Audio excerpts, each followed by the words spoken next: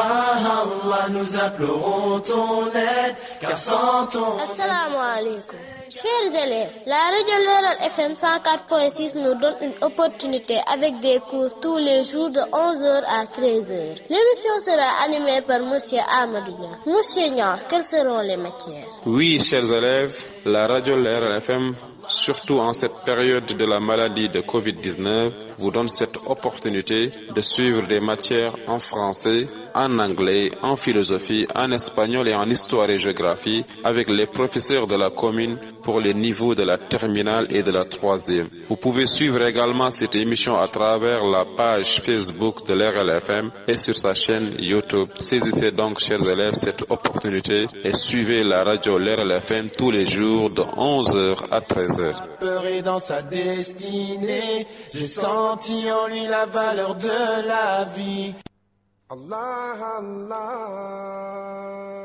wa Rasoul Allah, Allah, Allah, wa Habib Allah. Assalamu alaikum wa rahmatullah. Je rappelle que vous suivez la radio Leral FM 104.6 et vous suivez votre émission La Classe en direct, donc qui passe tous les jours de 11h à 13h, surtout en cette période de cette maladie, donc Covid-19. Donc la radio Leral FM a chargé un peu son programme pour permettre aux élèves de suivre certains cours en français, en anglais, en histoire et géographie, en espagnol, mais également en philosophie. Donc aujourd'hui, donc comme cela a été dit, donc nous avons comme invité Monsieur Pape Moussassi, donc qui est professeur au niveau du lycée franco-arabe de Louga. Monsieur Si, bonjour. Bonjour Monsieur Niang, je vous remercie de nous avoir invités donc à cette émission. Nous saluons aussi tous les auditeurs de la radio Leral FM.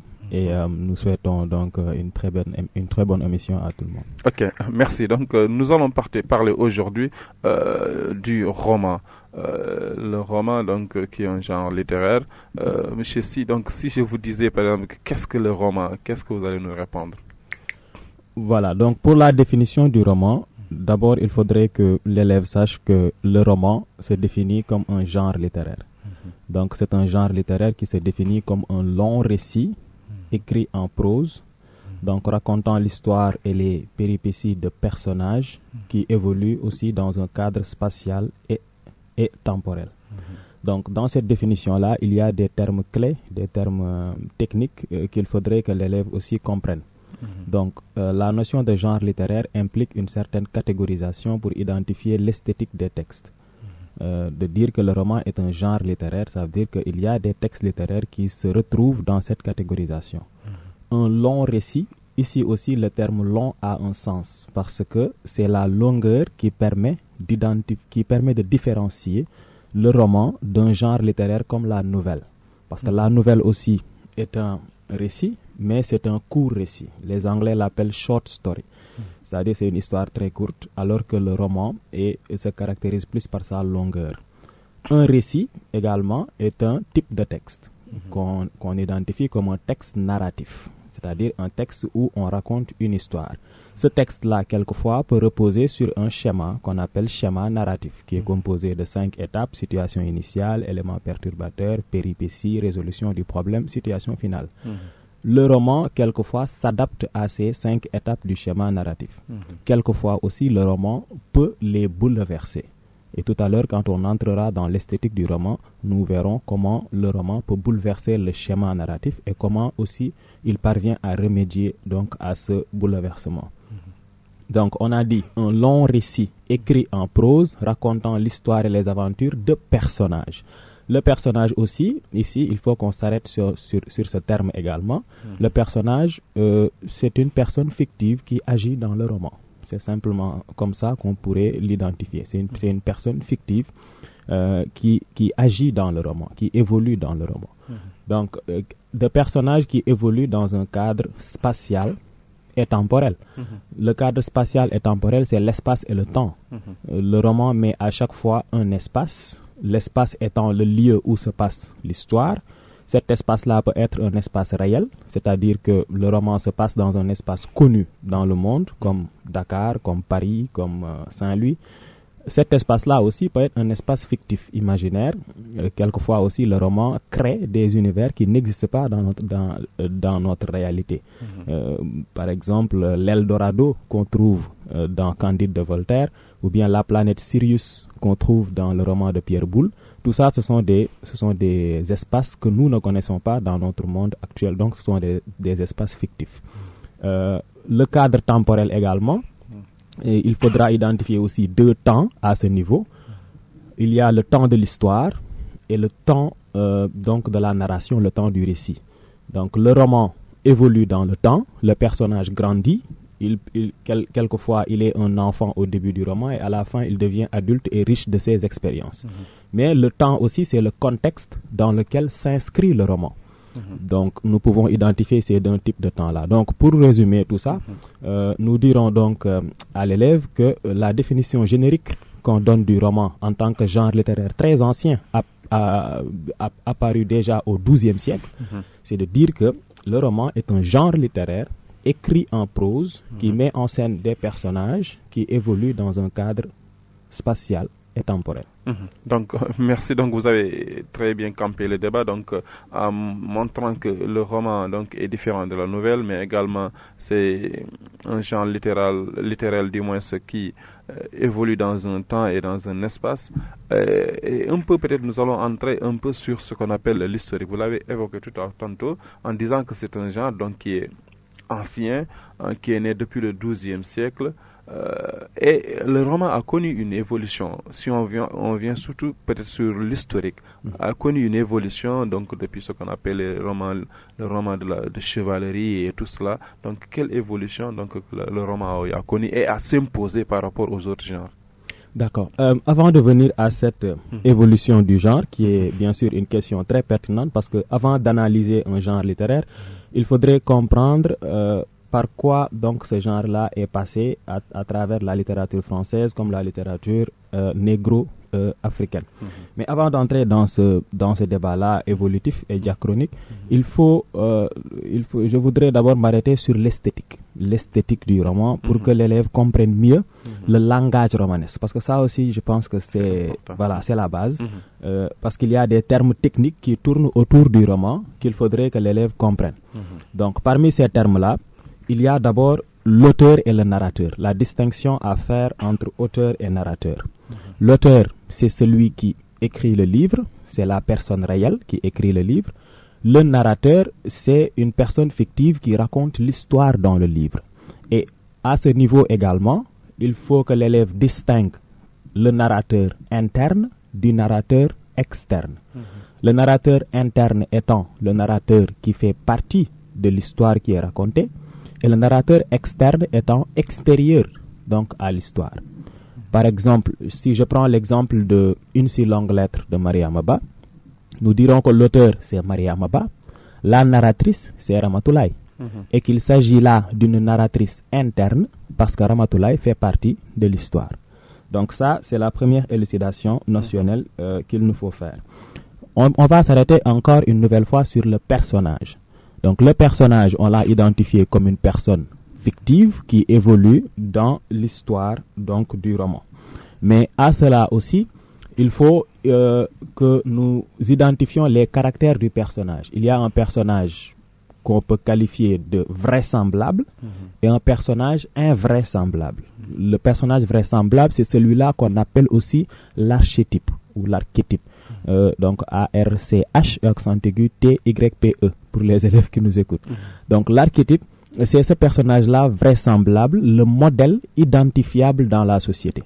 Si on prend un personnage comme Karim, comme Maïmouna, comme Ramatoulaye, comme Aïssatou, comme Madame Bovary, ce sont des personnages qui ressemblent beaucoup aux gens de leur société.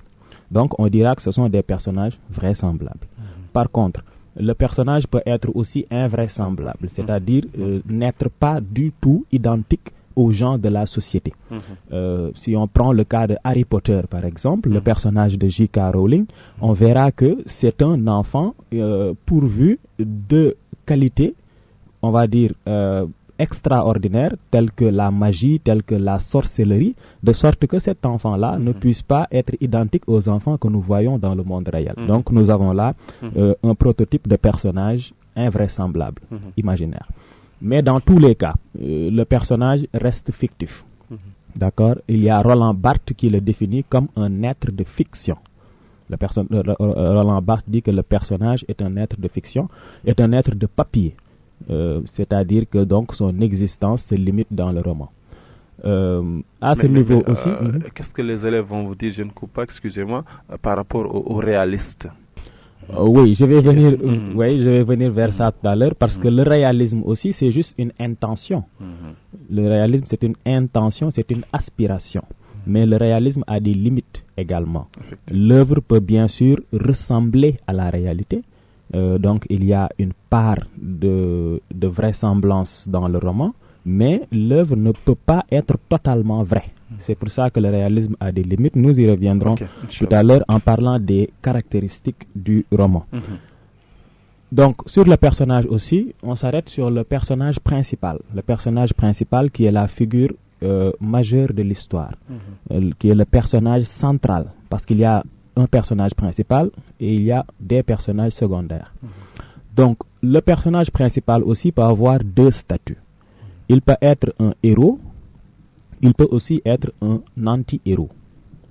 On a des personnages principaux qui sont des héros et des personnages principaux qui sont des anti-héros. Le héros, c'est le personnage principal qui est pourvu de certaines qualités, qui est vu comme un modèle, qui est généreux, qui est bon, qui a du talent, donc qui inspire quelque chose au lecteur. Ce personnage-là, on l'appellera un héros. Donc c'est le cas de Ramatoulaye dans Une si longue lettre, c'est le cas de Monsieur Madeleine dans Les Misérables de Victor Hugo. Donc ces personnages-là ont de la qualité et également de la vertu. Alors l'anti-héros, quant à lui, c'est le personnage-là qui n'a ni talent, ni qualité, il est médiocre, et au lieu de faire l'histoire, on a l'impression qu'il l'a subi. Donc ce personnage-là ne fait pas l'action en tant que tel, mais il reste le personnage principal du roman, mais quand même c'est un héros médiocre. C'est comme Don Quichotte dans le roman de Cervantes, c'est comme Mecca dans Le Vieux Nègre et la Médaille, c'est comme Meursault dans L'étranger d'Albert Camus. Ce sont là des anti-héros, c'est-à-dire le lecteur qui lit le roman n'a pas envie de ressembler à ce personnage principal-là. Vous comprenez ce que je veux dire? Donc, du moment que le lecteur a envie de ressembler au personnage principal, on l'appelle héros en ce moment. On peut dire que c'est un héros. Du moment qu'il a envie de s'écarter de sa façon de vivre et de sa façon de faire et de sa façon d'agir, on l'identifiera comme un anti-héros. Donc, cela se fait d'une façon naturelle. Sur les termes techniques toujours, on va s'arrêter aussi sur la notion de focalisation. La focalisation est aussi un élément très important parce que ces notions-là que je suis en train de dire, c'est très important. C'est très important parce que quand on donne à un élève un texte extrait d'un roman pour qu'il en fasse un commentaire de texte, il aura besoin nécessairement de ces notions-là pour éclairer le texte. Sans quoi, il n'aura pas d'outils d'analyse pertinents pour pouvoir analyser le texte. La focalisation, c'est quoi? C'est le point de vue à partir duquel l'histoire est racontée. C'est le point de vue à partir duquel l'histoire est racontée. C'est-à-dire que le narrateur qui raconte l'histoire, la focalisation nous permet de savoir à partir de quel point de vue il la raconte. C'est-à-dire d'où il tire ses informations. Et sur ce, on peut identifier 3 types de focalisation qui impliquent également 3 types de narrateurs. On a une focalisation 0, la focalisation 0. La focalisation 0, c'est le narrateur omniscient. Omniscient, cela veut dire qu'il sait tout. Le narrateur omniscient, c'est le narrateur qui connaît le passé de ses personnages, qui connaît leur avenir, qui connaît leurs pensées, qui connaît leurs sentiments. Donc, c'est le narrateur qui est assimilable à Dieu dans la création. Donc, dans la focalisation 0, le narrateur connaît tout, sait tout, à l'image de Dieu dans le monde. Parce que si une personne pense, Dieu sait sa pensée. Dieu sait notre avenir, il connaît aussi notre passé. Dans la focalisation 0 aussi, le narrateur se présente comme donc un être qui sait tout. Les réalistes utilisent généralement donc ce type de focalisation pour raconter leur histoire. Une autre focalisation, c'est la focalisation interne. Dans la focalisation interne, le narrateur tire ses informations à partir du point de vue des personnages, à partir de ce que voit le personnage, à partir de ce que ressent le personnage. Dans la focalisation interne, le narrateur a accès aux pensées du personnage, mais c'est le personnage qui lui transmet ces informations. Par exemple, pour faire simple, dans la focalisation interne, le narrateur voit ce que le personnage voit et il ressent ce que le personnage ressent aussi. Mais il faut d'abord que le personnage voit pour que lui puisse voir. Voilà. Par exemple, si l'on prend le roman L'aventure ambiguë de Cheikh Hamidou Kane, il y a un texte très célèbre où on fait le portrait de la Grande Royale. Mais avant de faire ce portrait-là, avant la rédaction de ce portrait, on a ce passage-là, Samba Diallo leva les yeux, 2 points. Et le portrait commence. Cela veut dire qu'il aura fallu que Samba Diallo regarda donc Madame de, la Grande Royale, pour que la description puisse commencer. Donc c'est ça qu'on appelle focalisation interne, ça veut dire que le narrateur tire ses informations à partir de la vision, donc de ce que voit et ressent le personnage. Une dernière focalisation, c'est la focalisation externe. Dans la focalisation externe, le narrateur est au même niveau d'information que le personnage. C'est-à-dire il n'en sait pas plus que le personnage et le personnage aussi n'en sait pas plus que lui, ils sont au même niveau. Ce qui fait que ici, dans la focalisation externe, la narration se limite sur les faits extérieurs, c'est-à-dire sur ce que les personnages font. Et le narrateur n'a pas accès aux pensées du personnage. Il ne peut pas dire le personnage pensait, il pensait, il avait envie de. Non, parce qu'il ne sait pas l'envie des personnages, il ne sait pas leurs pensées. Donc, il se limite simplement sur ce qu'ils font, sur leurs gestes. La narration se présente comme une caméra qui se défile et qui ne prend que les faits extérieurs. Donc, pour résumer dans un langage mathématique, on dira que dans la focalisation 0, le narrateur est supérieur au personnage. Dans la focalisation interne, le narrateur est inférieur au personnage parce que c'est le personnage qui lui transmet ces informations. Et dans la focalisation externe, le narrateur est égal au personnage. Voilà. Donc, ce sont là des éléments aussi très importants qu'il faut identifier dans la narration. Pour les termes techniques, toujours, je vais terminer par là. Il y a des termes aussi pour caractériser le début d'un roman. Les premières pages d'un roman sont appelées incipit. On écrit I-N-C-I-P-I-T. On écrit incipit. Mais ça se prononce incipit. Les dernières pages, c'est l'excipit. Il y a des romans aussi qui entrent directement dans l'histoire. C'est-à-dire que dès les premières pages, on voit une action. On appelle ça une entrée in media res, c'est-à-dire au milieu de la chose. In media res, c'est du latin. Ça signifie au milieu de la chose. Il y a d'autres techniques que les romanciers utilisent. Tout à l'heure, au début de l'émission, j'ai parlé du bouleversement du schéma narratif. Mais quand le narrateur bouleverse le schéma narratif, il fait recours quelquefois à des retours en arrière. Parce que le roman peut commencer par la fin et après, par un retour en arrière, on rappelle des éléments. Ce retour en arrière-là s'appelle analepse. Analepse. A-N-A-L-E-P-S-E. Analepse, retour en arrière dans le roman. Il peut faire aussi des projections vers l'avenir. Ça s'appelle prolepse. P-R-O-L-E-P-S-E. Donc, ces éléments-là sont essentiels pour voir comment se déroule la narration dans l'histoire. et pour voir également comment le narrateur parvient à organiser son récit. Merci donc Pamoussa Mouchessi, donc je vous remercie donc pour ces éclairages. Donc je rappelle les auditeurs que vous suivez la radio Leral FM 104.6 et vous suivez votre émission La Classe en direct. Nous sommes aujourd'hui avec Mouchessi, qui est professeur au niveau du lycée franco-arabe, et vous pouvez participer à l'émission en appelant au numéro 77 431 77 78 77 431 77 78.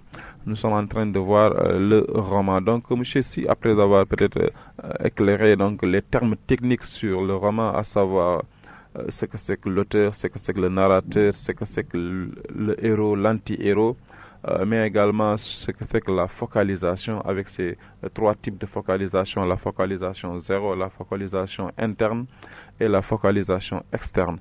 Donc là, nous avons peut-être l'élève à quelques outils qui lui permettront de pouvoir distinguer ce que c'est que le roman et également d'autres genres, mais également qu'est-ce qui caractérise le roman. Maintenant, peut-être je vais rebondir sur l'évolution, sur ce qu'on appelle l'évolution du roman. D'accord, c'était justement ça donc votre question. Alors, tout au début, j'ai dit que le roman est un genre littéraire très ancien. Donc déjà, ça remonte au XIIe siècle. Mais là, on parle surtout de la littérature française.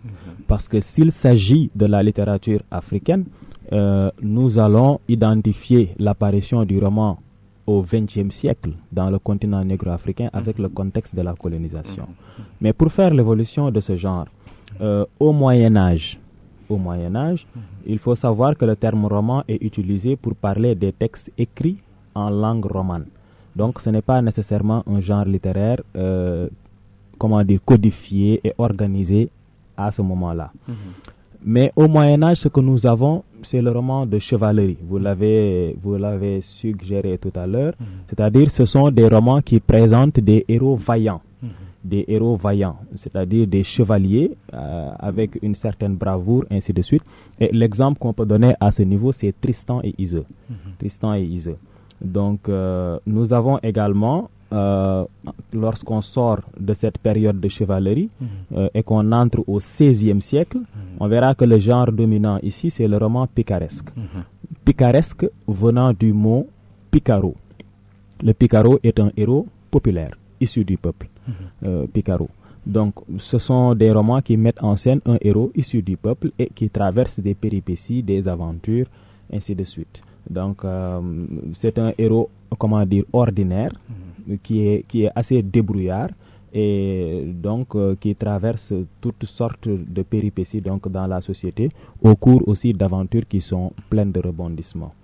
Donc, si l'on entre au XVIIe siècle, c'est là que le roman commence à devenir un genre un peu moderne, parce que nous avons le premier roman moderne au XVIIe siècle avec La Princesse de Clèves de Madame de Staël, de Madame de la Fayette, autant pour moi, de Madame de la Fayette, La Princesse de Clèves.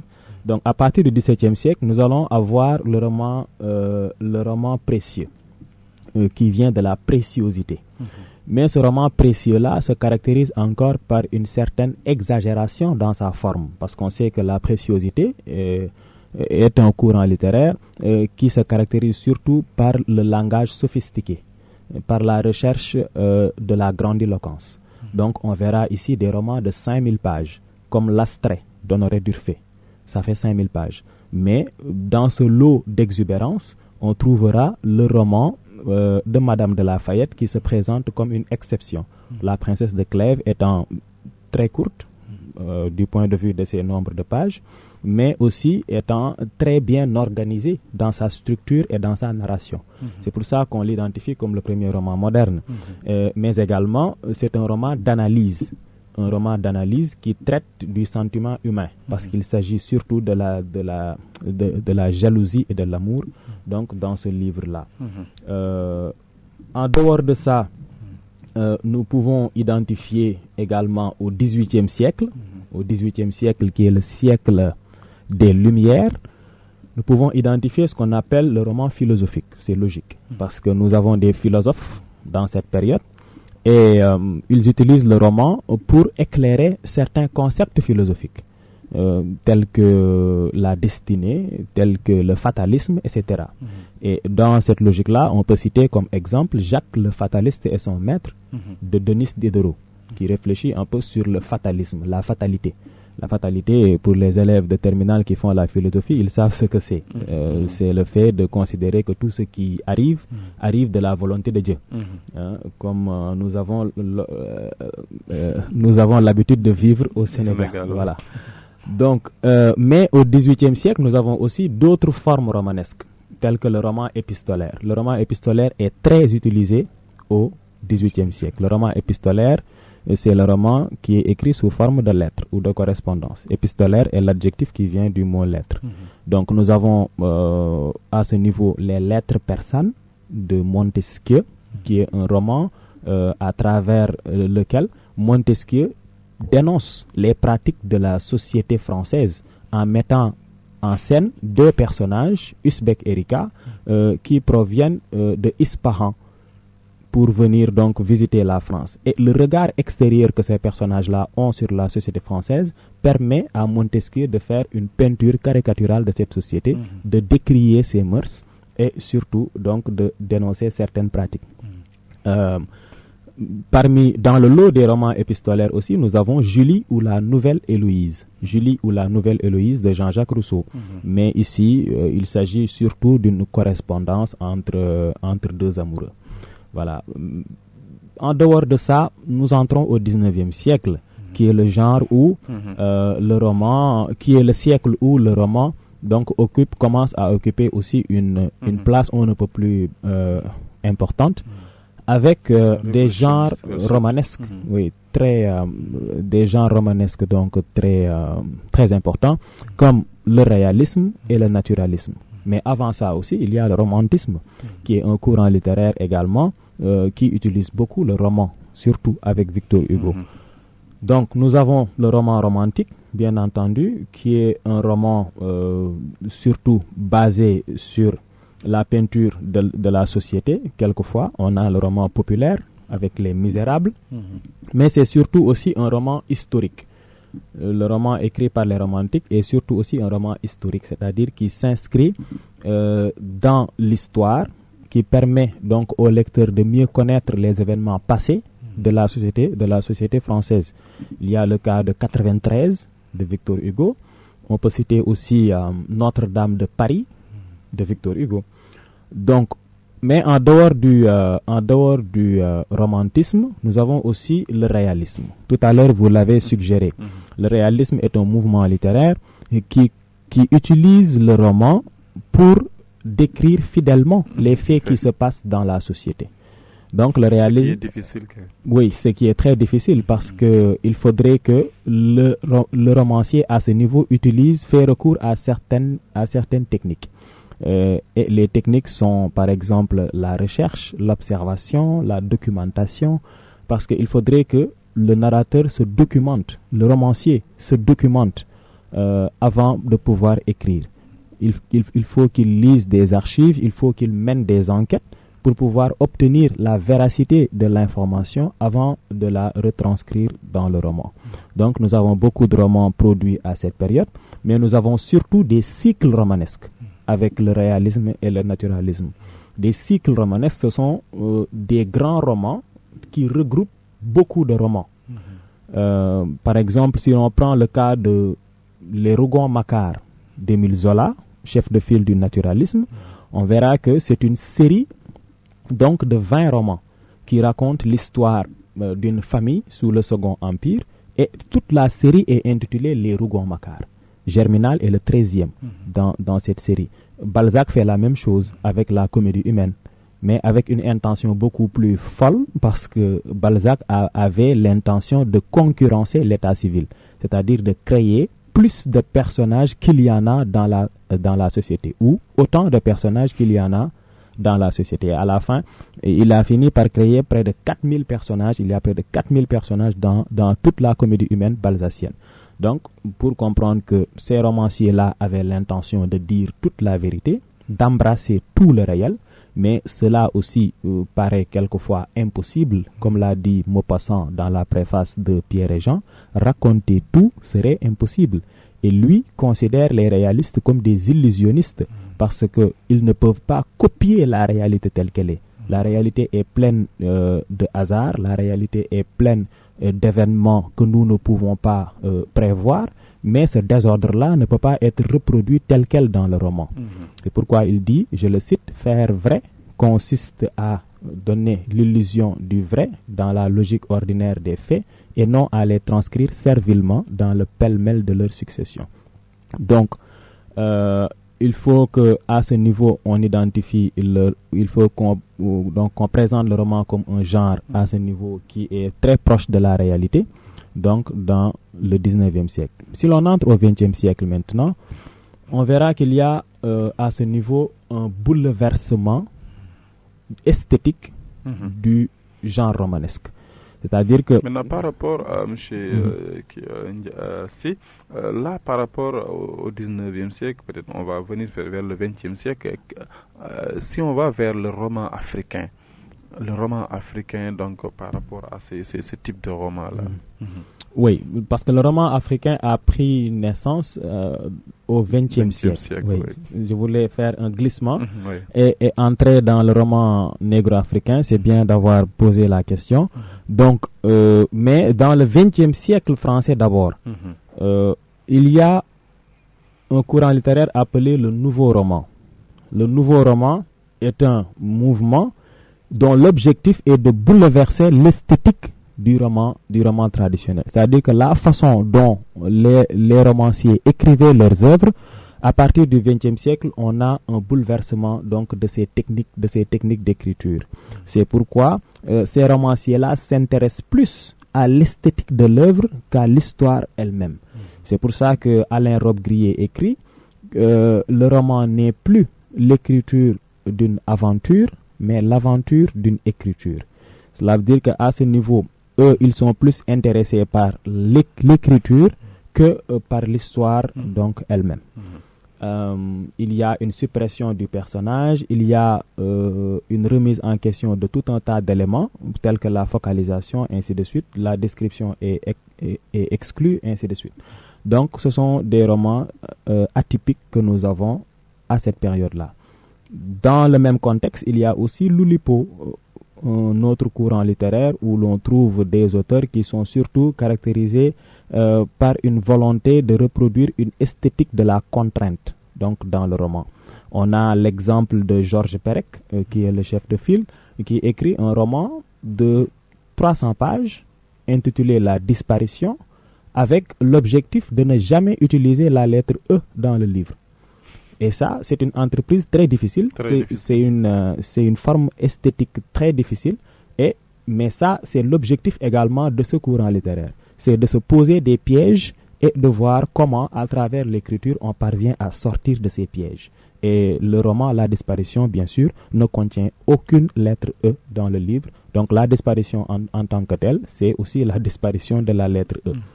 Maintenant, à partir du XXe siècle, le roman, par l'entremise de la colonisation, va entrer dans le continent négro-africain. On va l'étudier à partir de son évolution et des différentes périodes qu'on y retrouve. Donc, il y a d'abord la période 1920-1945, 1945-1960, 1960 à nos jours, ou si l'on peut dire 1960-1990, puis 1990 à nos jours. Si l'on prend la première période, 1920-1945.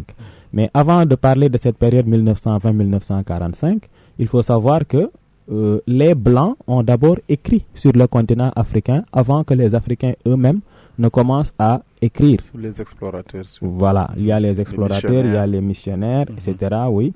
Et dans cette logique, nous avons par exemple le roman d'un Spahi de Pierre Loti, ou bien les romans de André de Maison. Donc, ce sont des romans écrits par les Blancs, mais qui représentaient une fausse image du continent africain. Ce sont des romans qui représentent le continent africain comme un continent exotique, avec des mœurs bizarres, ainsi de suite. Parce que ces auteurs-là aussi ne connaissent pas exactement les réalités de la société africaine, ce qui fait que leur regard ne pouvait être que déformateur, et il aura fallu donc que les Africains prennent la plume pour écrire, pour qu'on puisse avoir la véritable image réelle et objective du continent africain. Et cela commence avec à partir de 1920. Nous avons beaucoup de romans à ce niveau. Certains romans vont soutenir l'entreprise coloniale. C'est l'exemple de Force Bonté de Bakary Diallo. C'est l'exemple de Les Trois Volontés de Malik, de Amadou Mapate Diagne. Donc des romans apologétiques qui font l'éloge de la France, mais aussi l'éloge de l'entreprise coloniale qui soutiennent donc ce système. Mais dans cette période 1920-1945, nous avons aussi des romans historiques comme Dogissimi de Paul Azoumé, qui est un roman qui s'intéresse surtout donc au royaume du Bénin, donc l'ancien Dahomey, et pour parler donc d'une figure, d'une héroïne, Dogissimi. Et nous avons également des romans de l'aventure européenne, des romans comme Mirage de Paris.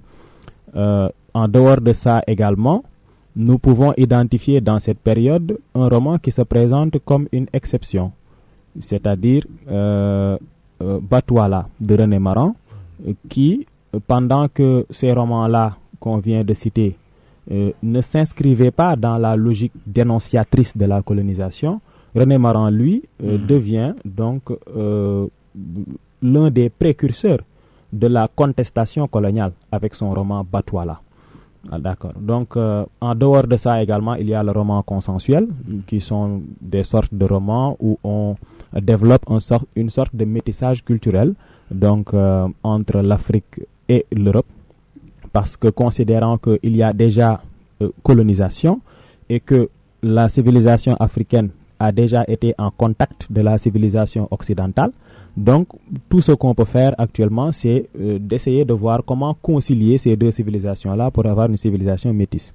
C'est ce que nous avons notamment dans Karim d'Ousmane Socé Diop, parce que le Karim qui quitte Saint-Louis, le Samba Linguère, qui quitte Saint-Louis pour aller à Dakar, va être en contact de la civilisation européenne à travers la modernisation de la capitale. Et il va lire également certaines œuvres de la littérature française, comme Les Trois Mousquetaires, comme Madame Bovary, comme Balzac, etc. Et sa civilisation et ses mœurs vont changer à partir de cette période-là. Et le Karim qui quitte Dakar pour revenir à Saint-Louis, c'est un autre Karim, un Karim mature, un Karim transformé, un Karim métissé, et si l'on peut dire ainsi. Donc voilà une première présentation de cette période, 1920-1945. À partir de 1945 maintenant, c'est-à-dire avec la fin de la guerre mondiale, il y a un certain changement dans la mentalité africaine qui pousse maintenant les gens à avoir une posture beaucoup plus contestataire vis-à-vis de la colonisation. C'est pour ça que dans cette période-là, nous avons beaucoup de romans qui s'inscrivent dans la critique de la colonisation, dans la dénonciation des mœurs coloniales. Donc nous avons comme illustration Ville cruelle des Aboto. Nous pouvons citer également Une vie de boy de Ferdinand Oyono, Les Trois Volontés de Malik, le vieux nègre et la médaille, le vieux nègre et la médaille du même auteur, Ferdinand Oyono. Nous avons Chinua Achebe avec son roman Le Monde s'effondre. Donc tout un tas de romans qui viennent pour contester la façon dont les Noirs étaient exploités dans cette période-là. Parce que si l'on prend le cas de Ville cruelle par exemple, un roman où le personnage Banda va aller en ville, le Tanga Nord, donc pour vendre son cacao. Les Blancs récupèrent tout son cacao qu'ils brûlent, tout simplement parce que le commerce de cacao rapporte beaucoup et qu'un Noir ne doit pas se lancer dans ce commerce-là. Donc c'est une forme d'injustice cruelle qui est représentée dans le livre et ça permet de voir comment donc les Noirs étaient exploités à cette période. De la même manière que dans Une vie de boy, on voit comment Toundi donc est châtié quelquefois. On se rappelle de la séance du fouet que lui inflige bien sûr l'autre là, gosier d'oiseau. Donc tout ça, ça montre la façon dont les Noirs vivaient et une volonté de sortir de ce contexte colonial. Toutefois, même s'il y a plus de romans qui parlent de colonisation dans cette période 1945-1960. Il y aura des livres aussi qui ne vont pas du tout aborder la question de la colonisation, c'est-à-dire qui ne vont pas poser le rapport blanc-noir dans leurs œuvres. Il y a par exemple L'Enfant noir de Camara Laye, qui est surtout un roman autobiographique où l'auteur se rappelle de ces moments heureux vécus donc dans le cadre de sa famille. On a également les romans un peu balsaciens de Abdoulaye Sadji, comme Maïmouna, comme Nini, la mulâtresse du Sénégal. Donc ce sont des romans qui font juste la peinture de la société sénégalaise d'une manière réaliste, comme le ferait un bon balsacien.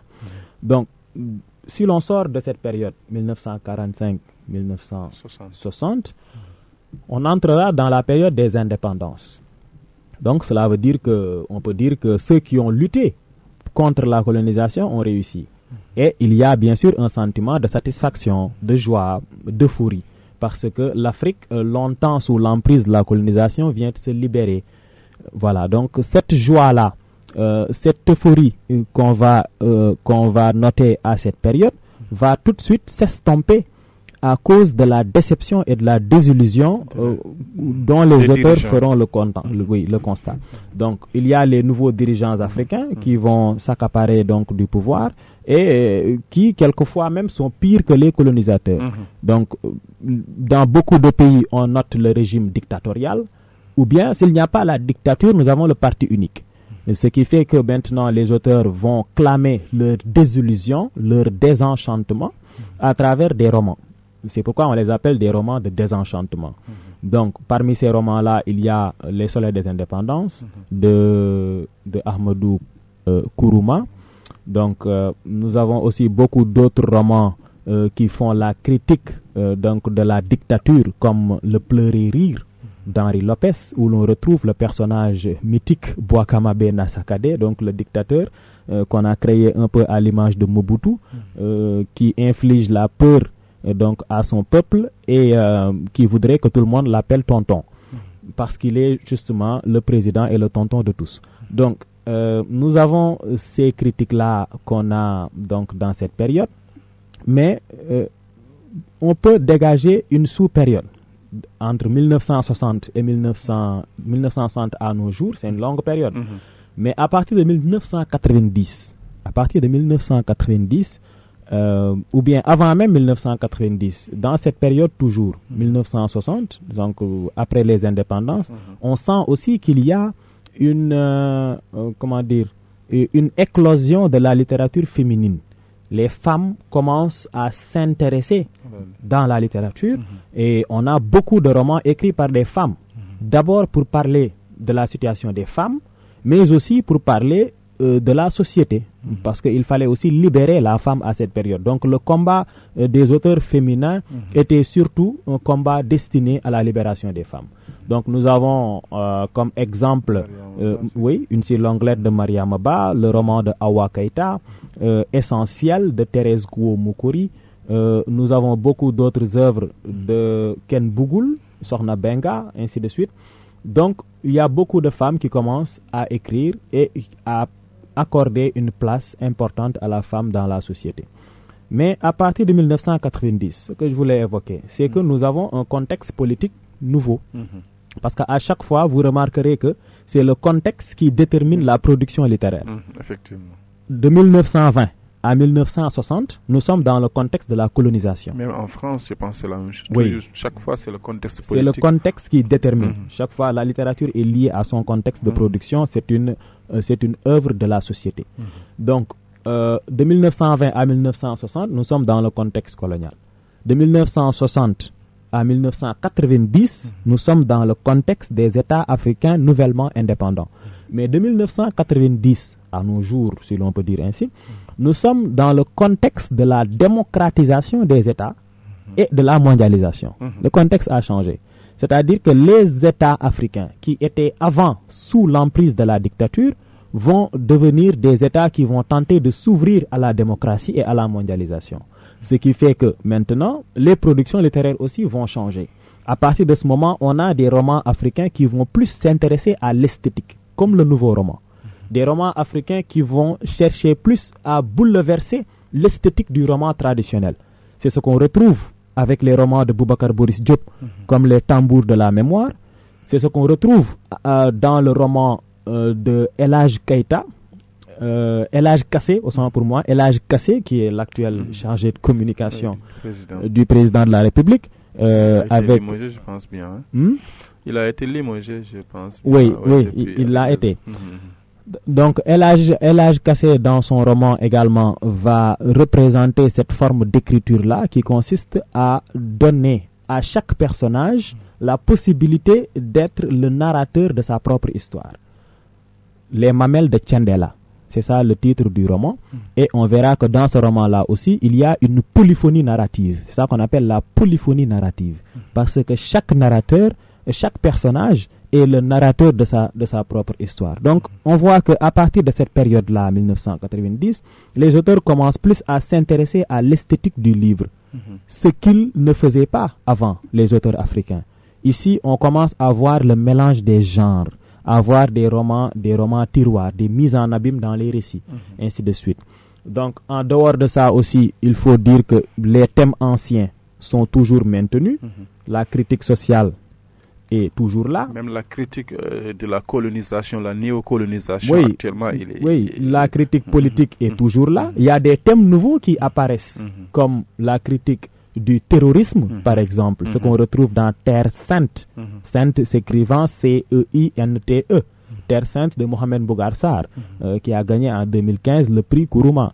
Donc, nous avons de nouveaux thèmes qui apparaissent, tels que aussi l'émigration clandestine, comme dans Le ventre de l'Atlantique de Fatou Diom. Parce que nous sommes dans le contexte de la mondialisation. C'est pour ça que ces thèmes-là apparaissent. Mais également, les thèmes anciens sont toujours là. Le roman historique, le roman de l'aventure européenne, etc.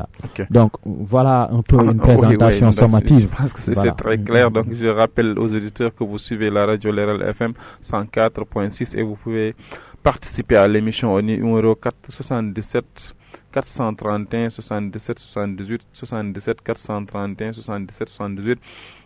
Nous sommes aujourd'hui avec Pape Moussassi, donc qui est professeur au niveau du lycée franco-arabe de Louga.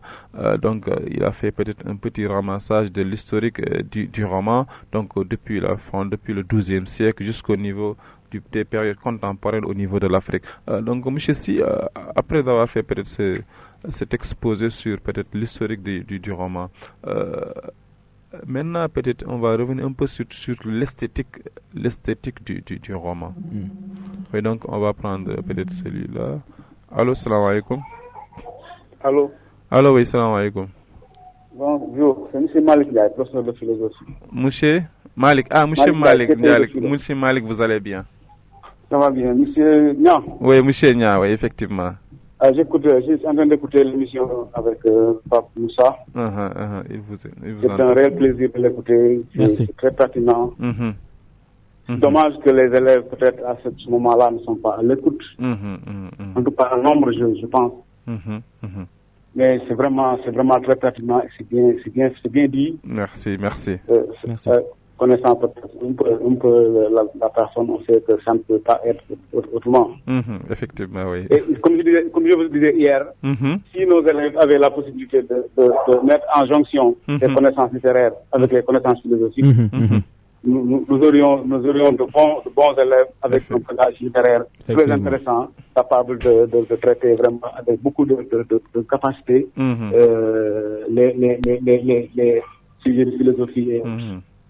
Effectivement. Vraiment, vivement vraiment l'interdisciplinarité.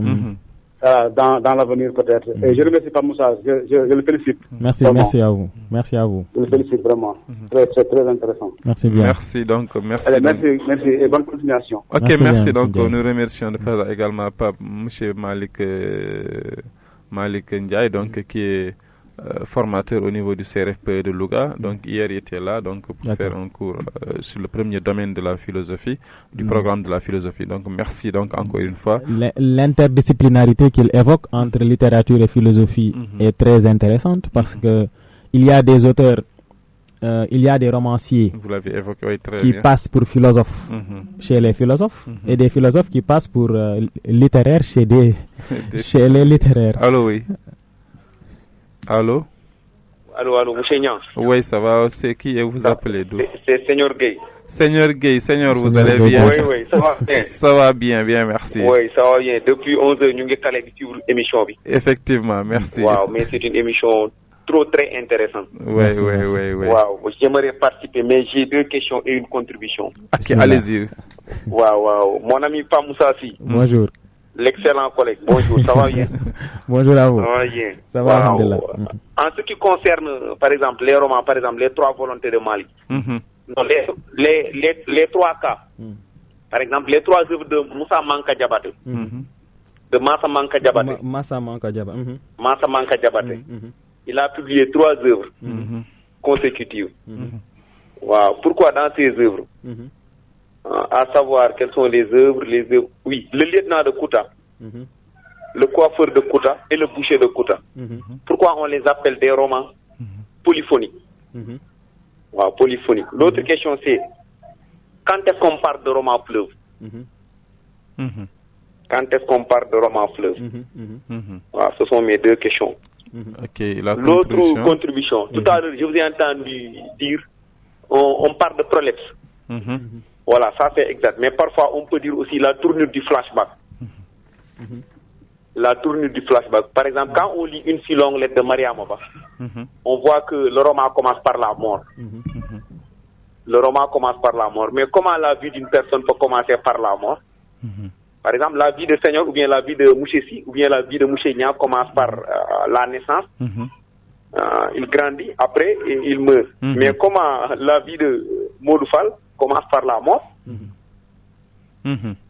Voilà. Et après, voulez-vous me donner des éclaircissements à propos de mes 2 questions? Et merci encore. Merci donc, Seigneur doublé de littéraire. Voilà, c'est un grand littéraire. Donc, peut-être demain, Inch'Allah, on vous aura sur le plateau, Inch'Allah, pour un cours d'espagnol.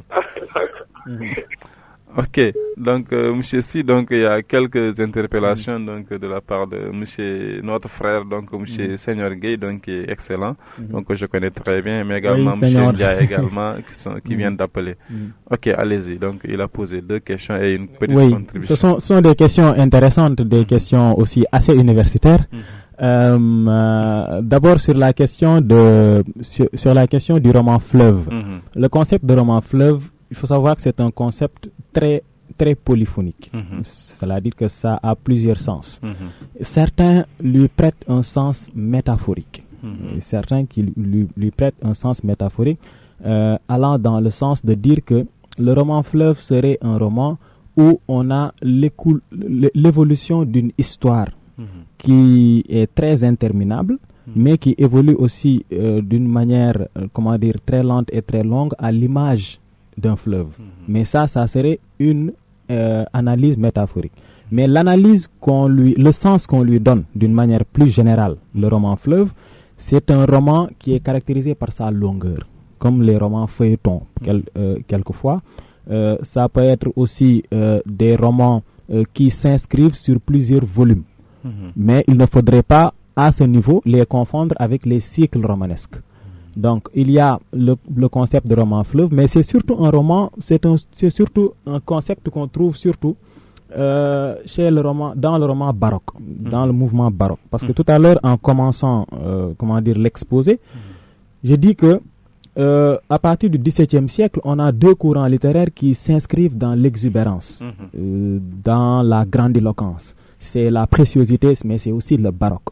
Le mouvement baroque également est un mouvement qui, c'est le concept de roman fleuve d'ailleurs apparaît donc à cette période-là. Voilà une sorte donc d'éclairage sur ce concept, mais j'insiste que c'est encore un niveau universitaire, voilà, okay. Un niveau universitaire qui ne concerne pas vraiment les élèves de la classe de terminale, mais il convient de savoir que ce sont des romans qui se caractérisent par leur longueur. Ce sont des romans très longs, très volumineux, où l'histoire aussi évolue donc d'une certaine façon, donc à l'image d'un fleuve qui coule. Ça, c'est le sens métaphorique. Okay. Sur l'autre question sur peut-être pourquoi au niveau le roman commence par la mort et se termine. Oui, pour le cas précis de Maria Maba. Dans une si longue lettre de Maria Maba, ce qu'il a dit est vrai. Donc l'histoire commence par la fin. c'est ça le processus de dévoilement, c'est l'écriture de dévoilement. Modou est mort, comment te raconter? Tu vois, cette phrase-là, on trouve ça dans une si longue lettre. Modou est mort, comment te raconter? Le destin empoigne qui il veut, quand il veut, ainsi de suite, et la narration commence. Donc le fait de dire Modou est mort et qu'ensuite la narration se poursuit, cela montre que la narratrice bouleverse ici l'organisation du schéma narratif, comme je l'avais dit au début.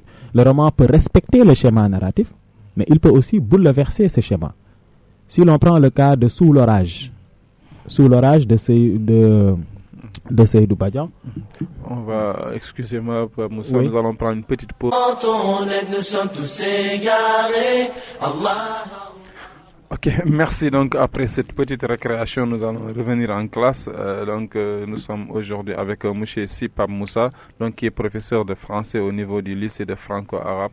Donc nous étions en train de voir ce qu'on appelle le roman. On a défini ce que c'est que le roman, on a montré ce qu'on l'esthétique du roman, un peu l'évolution également du roman. Je vais vous laisser peut-être rebondir sur les questions que vient de poser notre collègue Mouché Gueye. Voilà, donc je crois que j'étais sur le roman fleuve. Sur le roman fleuve. Donc juste pour exemple, je pense quand même dans l'exposé tout à l'heure, j'ai donné des exemples de romans fleuve. J'ai parlé tout à l'heure de L'Astrée, L'Astrée d'Honoré Durfé, qui fait 5000 pages. Ce roman-là, c'est le premier roman fleuve d'ailleurs. Donc dans l'histoire de la littérature française. Après ça, au 19e siècle, on peut citer aussi des romans comme Les Misérables de Victor Hugo, qui est aussi un roman qui s'inscrit sur plusieurs tomes. Et à chaque tome, on retrouve l'évolution de chaque personnage, mais aussi les tomes peuvent se lire séparément. Les Misérables, c'est en tout 5 tomes. Donc voilà quelques illustrations de ce genre-là qu'il ne faut pas confondre aussi, je le disais, au cycle romanesque, qu'il ne faut pas confondre aussi à ce qu'on appelle la saga, parce qu'il y a aussi ce qu'on appelle la saga, comme Harry Potter par exemple est une saga. C'est autre chose. Donc il y a beaucoup de concepts qui permettent de caractériser ces romans-là volumineux et très longs, donc qui s'étendent quelquefois sur plusieurs pages ou sur plusieurs tomes. Maintenant, sur la polyphonie du roman de Massa Makan Diabaté, le concept de roman polyphonique aussi, on peut l'analyser surtout avec Fëdor Dostoïevski, romancier russe. Le concept de roman polyphonique intéresse surtout la narration, le type de narration qui est utilisé. Parce que la polyphonie, c'est quoi? C'est plusieurs voix en termes, c'est-à-dire si on fait la morphologie du mot, polyphonie, ça veut dire plusieurs voix. Ça veut dire que ce sont des romans où il n'y a pas un seul narrateur. Il y a ce qu'on appelle une polyphonie narrative. Je l'ai évoqué également dans l'exposé tout à l'heure en parlant des mamelles de Tchendela, de El Hadj Kassé. Voilà. C'est ça qu'on appelle la polyphonie narrative. On trouve ça également dans certains romans de Ahmadou Kourouma, ainsi de suite. Donc ça fait partie justement des bouleversements de l'esthétique du roman traditionnel.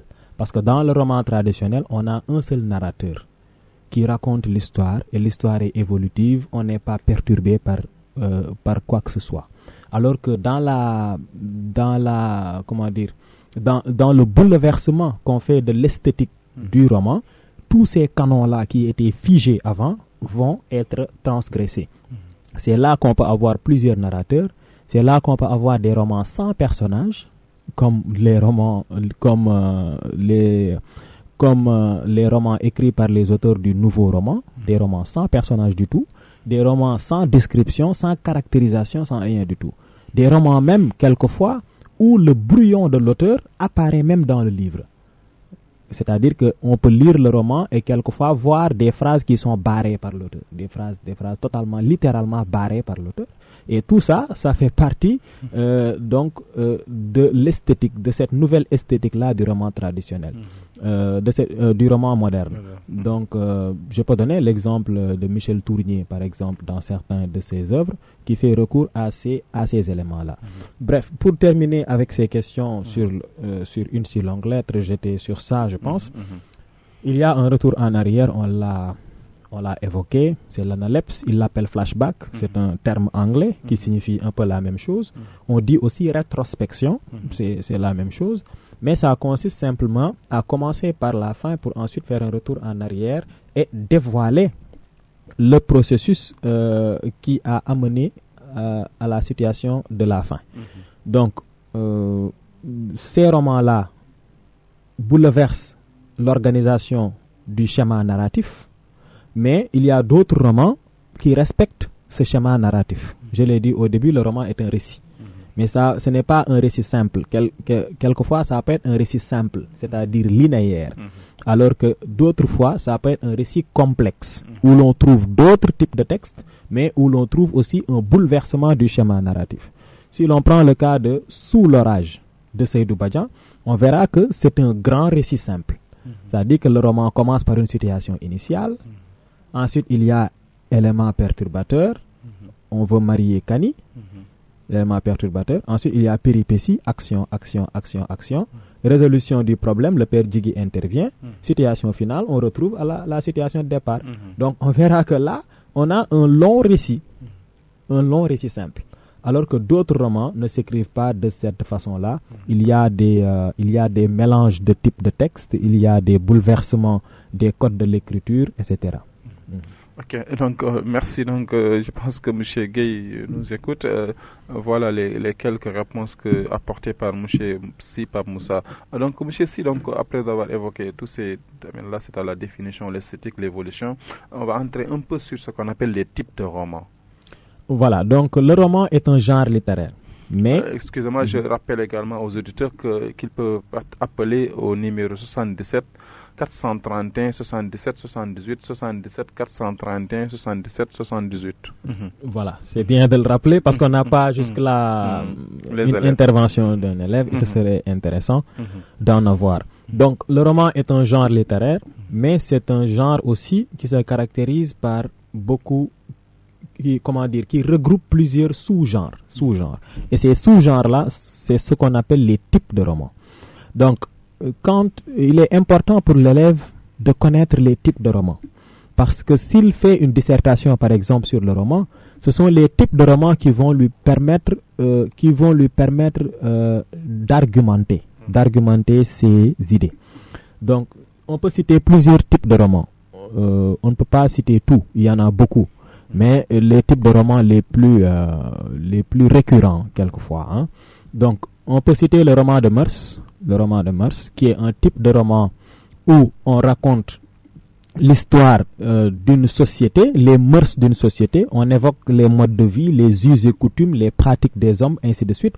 C'est ça qu'on appelle roman de mœurs. Dans le lot des romans de mœurs, on peut avoir le roman de mœurs social et le roman de mœurs politique.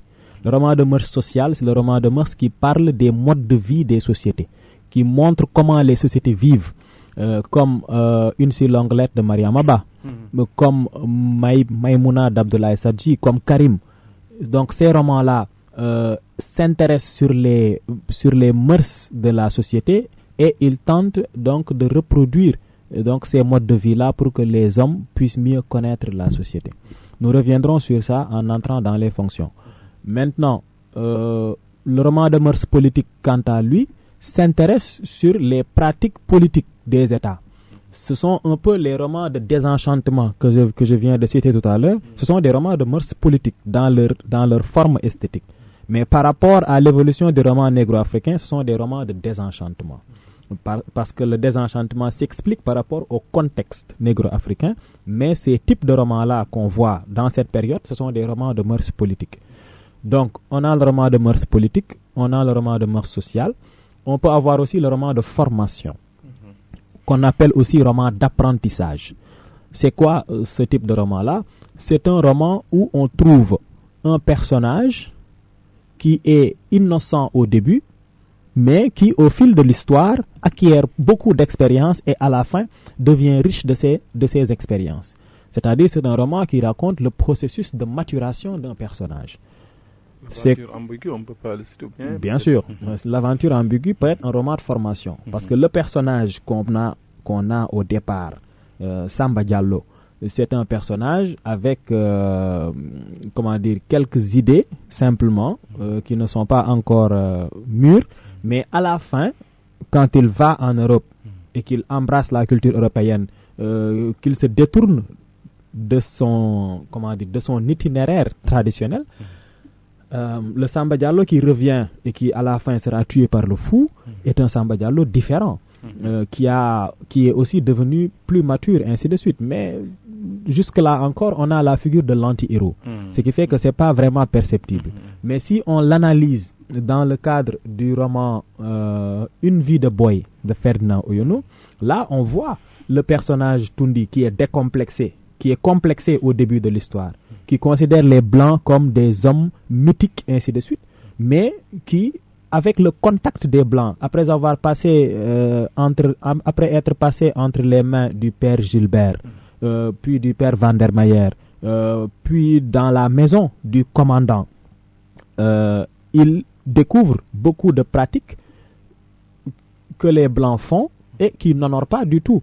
Et à la fin, quand il découvre surtout l'incirconcision du Blanc, du commandant, du chef des Blancs, il dit que mais quand même le chef des Blancs est incirconcis, donc l'amant de Sophie était incirconcis, le père Van der Meyer, le père Gilbert, tous le sont.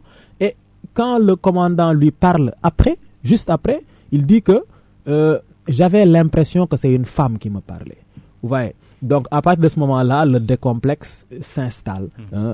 Et à la fin, nous avons un personnage qui a grandi, qui est plus solide, qui est plus riche de ses expériences et qui est plus mature. Donc qui est tout à fait décomplexé maintenant vis-à-vis du blanc. C'est ça qu'on appelle un roman de formation, un roman d'apprentissage. Et ce sont des romans qui ont surtout une finalité éducative. Parce que l'auteur, le lecteur apprend de l'histoire de ces personnages-là principaux. Si l'on prend le cas de Maïmouna, d'Abdoulaye Sadji, son itinéraire, sa mésaventure est une bonne leçon pour une jeune fille de Louga, parce que Maïmouna aussi est de Louga, pour une jeune fille de Louga qui, après son bac, va à Dakar et risque de rencontrer un doudou qui viendra lui faire un beau discours d'amour, mais qui à la fin n'est intéressé que par des choses donc mondaines.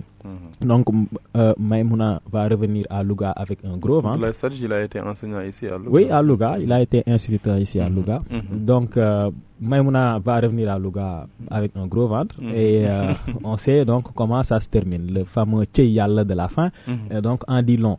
Maintenant, à côté du roman de formation, nous avons aussi le roman autobiographique, qui est un roman où l'auteur raconte donc sa propre vie. Il s'inspire de son histoire. Tout à l'heure, en parlant de l'esthétique, j'ai dit que l'auteur est différent du narrateur. Mais l'exception, c'est le roman autobiographique. Dans le roman autobiographique, l'auteur est égal au narrateur, qui est encore égal au personnage principal. Voilà, c'est dans ce cas-là seulement qu'on trouve une superposition entre auteur et narrateur. Si l'on prend le cas de L'Enfant Noir de Camara Laye, on verra que l'auteur c'est Camara Laye, le narrateur c'est encore Camara Laye, et le personnage qui est représenté, l'enfant, c'est encore Camara Laye. Donc c'est la vie de l'auteur qui est racontée. Nous avons les mots de Jean-Paul Sartre, nous avons Mémoire d'une jeune fille rangée de Simone de Beauvoir, ainsi de suite. Beaucoup de romans dont l'auteur donc est la matière du livre. À côté de ça, nous pouvons aussi citer le roman historique. Le roman historique s'appuie sur des faits historiques réels, bien sûr, qu'il tente d'évoquer.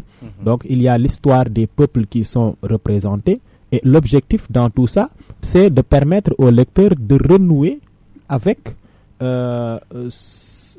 son histoire, avec ses héros donc traditionnels. Nous avons pour exemple Notre-Dame de Paris qu'on a cité tout à l'heure. Nous avons Dogissimi de Paul Azoumé qu'on avait cité, mais surtout il y a un roman écrit par Amadou Clédor Ndiaye, qui est le premier roman négro-africain en fait. Ce n'est pas Les Trois Volontés de Malik. Écrit en 1912, La bataille de Guilé. Donc ce roman-là également est un roman historique. C'est un roman historique. Donc nous avons aussi parmi les types de romans le roman populaire. Le roman populaire. Le roman populaire, c'est un roman populaire venant de peuple. Le roman populaire, donc, c'est un roman qui s'inscrit sur un fait réel d'une société, un fait marquant, un fait réel qui a marqué une société. Et le narrateur, donc, le romancier va s'appuyer sur ce fait, va reprendre ce fait pour en faire l'objet de son roman. Par exemple, les événements du 23 juin, qu'on connaît tous. Le coronavirus, il faut écrire. Oui, le coronavirus et tout ça. Quand il y a un fait populaire marquant et qu'on retranscrit ces faits et qu'on cherche dans cette retranscription à embrasser une certaine vérité, à dire les choses telles qu'elles s'étaient passées, on est dans le roman populaire. C'est le cas des bouts de bois de Dieu de Ousmane Sembène, parce que la grève des cheminots qu'il évoque, c'est un événement qui a réellement eu lieu du temps de la colonisation en 1938 entre Dakar et Thiès, et il y a eu des morts, mais il évoque cela dans son roman. C'est ce qui fait que son œuvre reste un roman populaire. Même Les Misérables de Victor Hugo ont une partie populaire, parce que les barricades qu'il évoque, notamment les barricades de 1832 à Paris, tout ça, ce sont des éléments qui ont réellement eu lieu dans la société et qui interpellent la mémoire du peuple. Donc on parle de roman populaire. Mais si l'on analyse les types de romans que je viens de citer, on verra que ce sont des romans qui ont une aspiration vers la réalité. Ce sont des romans qui tentent de dire les choses telles qu'elles sont. Romans de mœurs sociales, romans de mœurs politiques, romans de formation, romans autobiographiques, romans populaires, romans historiques, tentent de s'inscrire un peu par rapport au réel. Alors que quelquefois, il y a d'autres types de romans qui sont plus fictifs. Même si le roman en tant que genre littéraire est d'abord fictif, il y a des romans qui aspirent à la réalité et d'autres qui s'écartent totalement de cette aspiration. Parmi ces types de romans, on peut citer le roman de science-fiction. Le roman de science-fiction est un roman où l'on représente un univers dominé par la science, mais aussi un univers extraordinaire dominé par les merveilles de la science et de la technique. C'est-à-dire c'est un monde différent du nôtre, un monde où la technologie est très développée, où la science aussi est très développée, où l'on peut voir par exemple représenter des voitures qui volent, où il y a des voyages interplanétaires, ce que nous ne connaissons pas encore. Vous voyez, donc il y a des romans qui évoquent ces situations-là. Donc ces romans-là sont dits romans de science-fiction. C'est le cas du roman Ravage de René Barjavel, un roman où l'auteur envisage un blackout total dans le monde, c'est-à-dire une coupure d'électricité totale. C'est envisageable. Et qui va retourner les hommes à l'âge... Même de l'Internet, c'est possible. Oui, et ça va retourner les hommes à l'âge de la pierre taillée. Parce que si tout ce que nous faisons se fait sur la base de l'électricité, vous imaginez un monde sans électricité, ça veut dire que c'est un monde sans téléphone portable, sans selfie pour les filles, sans Snapchat, donc sans télévision, sans compte bancaire, sans avion, sans État, on va dire. Donc ce serait l'anarchie totale. Et ça montre que l'humanité de l'homme repose sur un fil très fragile et qu'il suffit juste qu'il se casse pour que tout ce qu'on a pris des siècles à construire s'effondre donc sous nos yeux tout d'un coup. C'est la preuve et peut-être cette tension on est en train de vivre. Voilà, on en a la preuve réelle. Donc, à côté de ça, nous avons le roman d'anticipation. Le roman d'anticipation, c'est aussi un type de roman qui s'inscrit totalement dans la fiction. Parce que c'est un roman qui évoque un contexte, c'est-à-dire une réalité que nous ne connaissons pas encore. C'est-à-dire le roman s'inscrit à une date qui s'inscrit dans le futur. Par exemple, le roman Pierre Boulle, que j'avais évoqué tout à l'heure. Le roman Pierre Boulle, le roman La planète des singes. Le roman est titré La planète des singes de Pierre Boulle, s'inscrit en l'an 2500. L'histoire se passe en l'an 2500. Et en l'an 2500, Pierre Boulle imagine dans le roman que le monde serait dirigé par les singes. C'est-à-dire que ce sont les singes qui auront des aptitudes humaines, qui parlent, qui s'habillent, un gouvernement de singes avec gorilles, orang-outans et chimpanzés. Et les hommes vont être réduits à l'esclavage par les singes, les hommes ne pouvant pas parler. Donc cela interpelle un problème philosophique. Pour faire un clin d'œil à M. Ndiaye, cela interpelle un problème philosophique parce que c'est comme si toute l'humanité de l'homme reposait sur sa parole et qu'il faudrait lui enlever sa parole-là, qu'il faudrait enlever à l'homme donc sa parole pour que l'homme cesse d'être homme et devient un animal. Je ne sais plus quel philosophe a encore dit l'homme est un animal qui parle. Effectivement. Je pense que c'est Bergson. Mais bon, j'en suis pas sûr. Donc, j'ai oublié oui. donc là, donc, ils vont voir ça. Je pense parmi les domaines, il y a ce qu'on appelle l'individu. Le langage. Le langage. Oui, le langage. C'est dans le chapitre le langage. Le langage, oui. Oui. Donc, je pense que à ce niveau-là, nous sommes dans l'anticipation. Nous sommes dans le futur. C'est le cas du roman aussi 1984 de George Orwell, parce que lorsqu'il l'écrivait, on n'était pas encore en 1984. Ou bien 2084, La fin du monde de Boualem Sansal. C'est un romancier marocain. Donc, tous ces romans-là sont des romans d'anticipation qui s'inscrivent dans le futur. On peut citer aussi, dans cette même logique de citer des romans essentiellement fictifs, les romans à l'eau de rose. Les romans à l'eau de rose sont des romans qui représentent une histoire d'amour imaginaire, avec des personnages idéalisés, des personnages totalement idéalisés, c'est-à-dire des personnages un peu trop parfaits pour être réels. Une histoire d'amour aussi un peu trop perfectionnée et parfaite pour être identique à l'amour tel que cela se vit dans le monde réel. La collection Harlequin, c'est l'exemple, parce que la collection Harlequin publie beaucoup de romans qui s'inscrivent donc dans cette catégorisation. On peut citer aussi les romans policiers, parce que les romans policiers, c'est justement fait pour la distraction, pour l'amusement, parce que ce sont des romans pleins de suspense et de rebondissements, et ce suspense et ces rebondissements-là permettent donc au lecteur d'être captivé par la lecture, par la narration, de sorte qu'il s'échappe donc de la réalité. Et nous avons les romans de Agatha Christie, dont Le Train bleu, par exemple. Ou bien il y a une célèbre romancière donc de cette catégorie qui est américaine, Mary Higgins Clark. Mary Higgins Clark, qui a écrit aussi, Les démons du passé. Les démons du passé. On peut citer Les démons du passé de Mary Higgins Clark également. Il y a beaucoup d'autres types de romans policiers, F.H. Reeves, KB09, etc. Ok. Merci. Donc, je pense qu'il y a beaucoup de types de romans. Donc, il y en a le roman, vous avez cité le roman de mœurs, le roman formateur, de formation ou d'apprentissage, le roman autobiographique, le roman historique ou bien le roman populaire.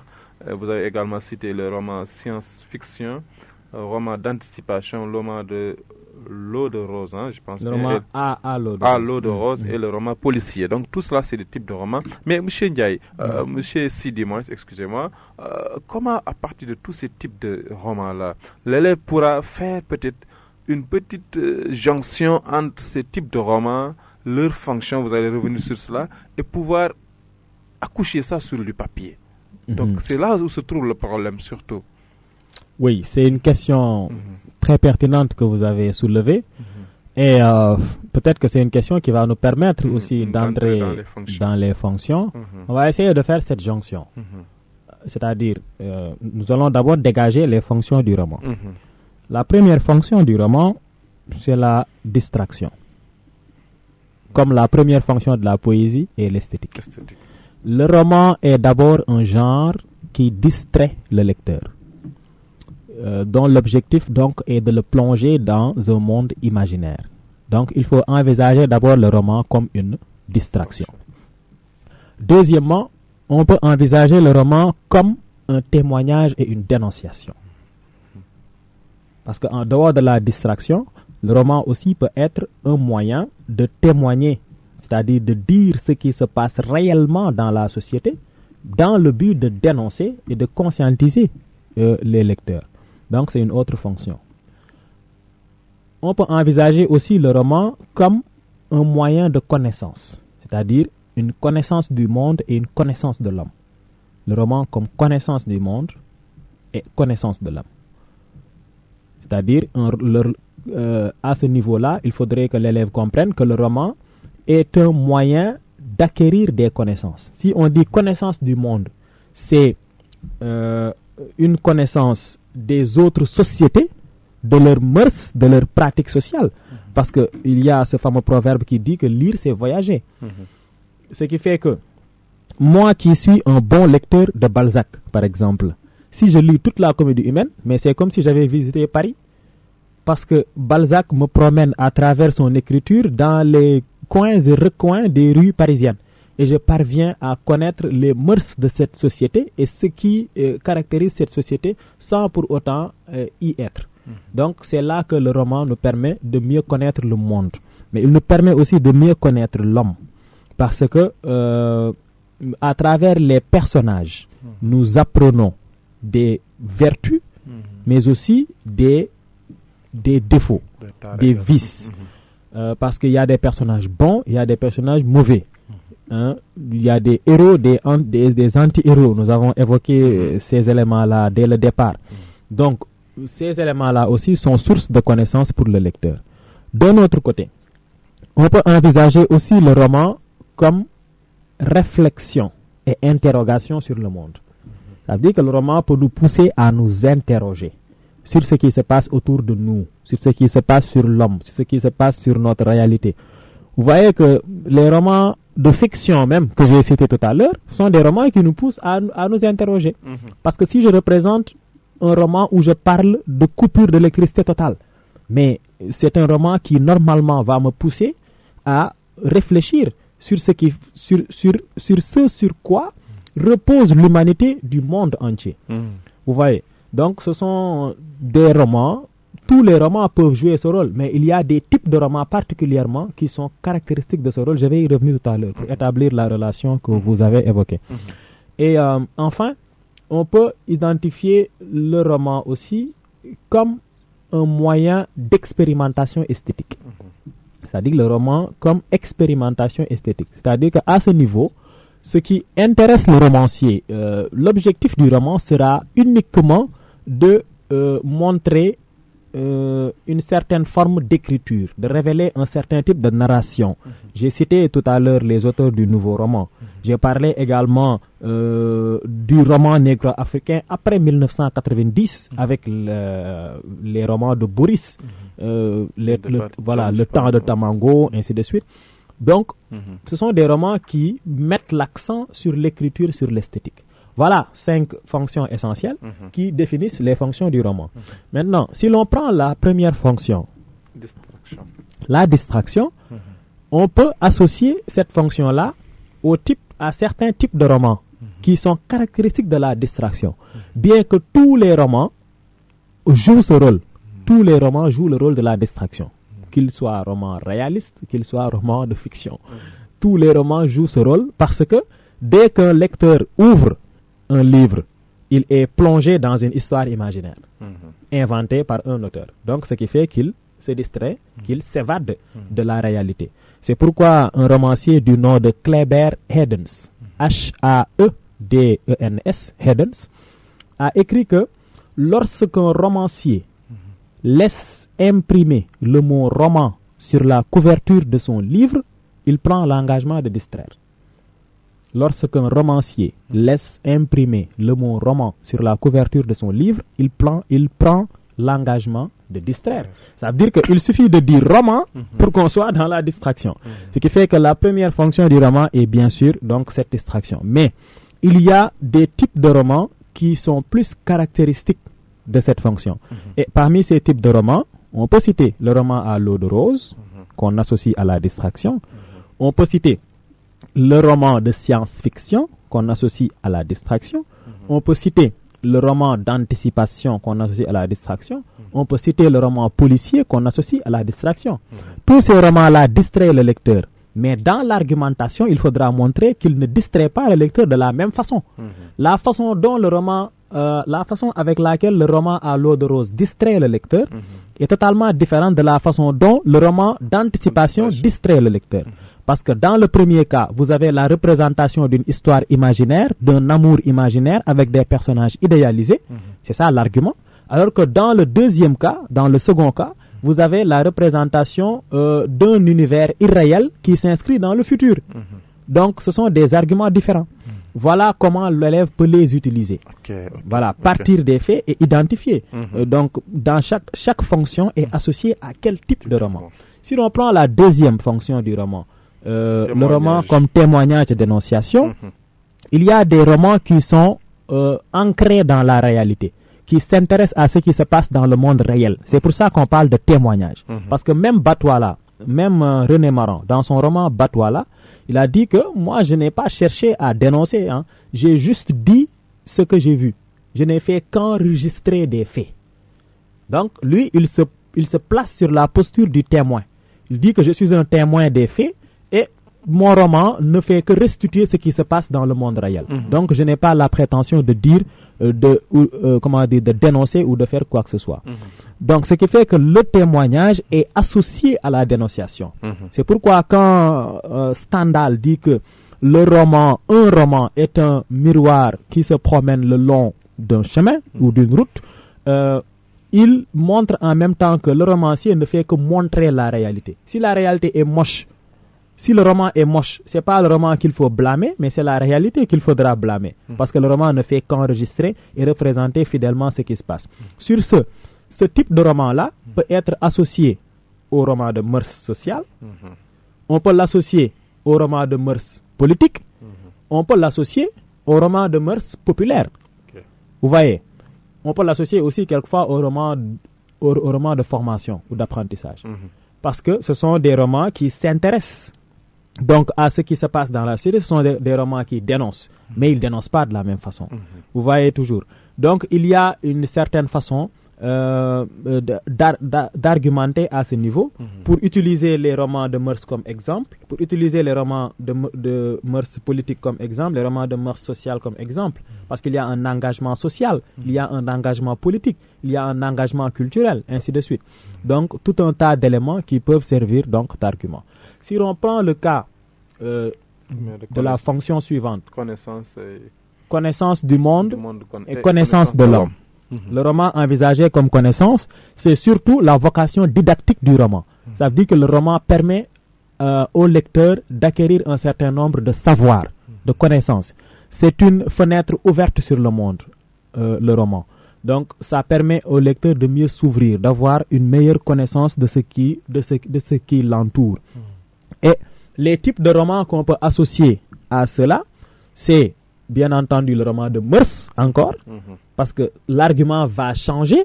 Ici, on ne va pas s'intéresser sur la dénonciation de ce roman de mœurs, mais on va s'intéresser sur la peinture sociale, sur la peinture des mœurs, sur la peinture des modes de vie, sur la représentation des pratiques culturelles, des personnages, des archétypes, des pratiques culturelles de ces sociétés. Parce que si un Français qui vient au Sénégal, qui ne connaît rien du Sénégal, il n'a pas besoin de lire un historien pour connaître le Sénégal.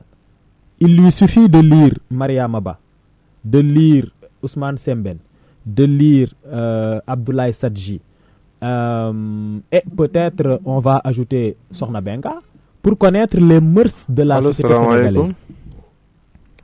Allô, salam alaikum. Allô? Oui, donc continuez.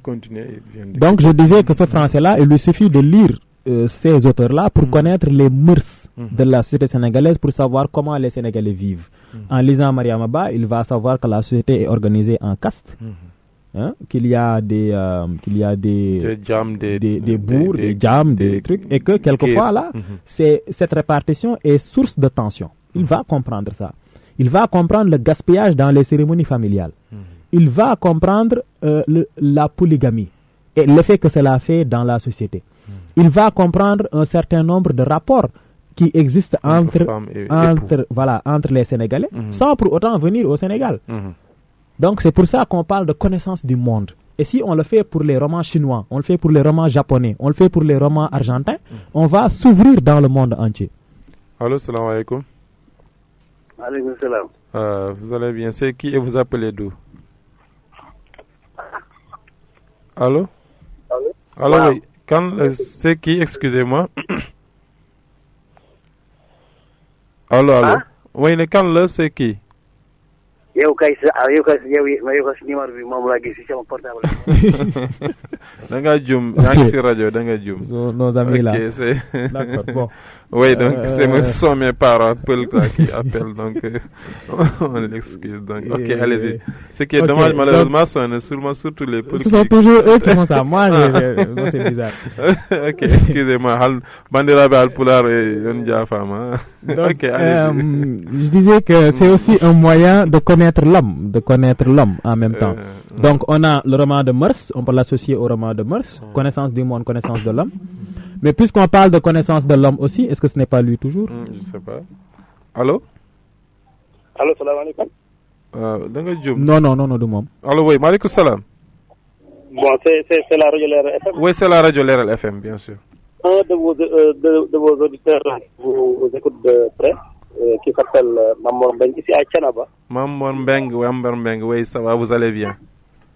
Vraiment, l'émission est très intéressante. Nos chers professeurs nous ont raconté les différentes formes de romans.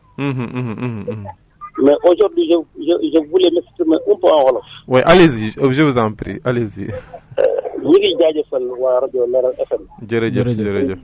Bon ci seen engagement. di jaajëfal professeurs yi. jërëjëf. lii lépp rek mi ngi dugg ci nekk ay citoyen parce que réew mi toll kenn jàngeetul. di bàyyi seen i lycée ñoo toog ci rajo bi di jàngal nit ñi. jërëjëf waxuma sax élèves yi mais les anciens élèves comme ñun. jërëjëf. xam ñu ay anciens élèves la. xam nga ñi nga xam ne waa bac 96 la woon ñu ay anciens élèves la. waaw anciens élèves nga.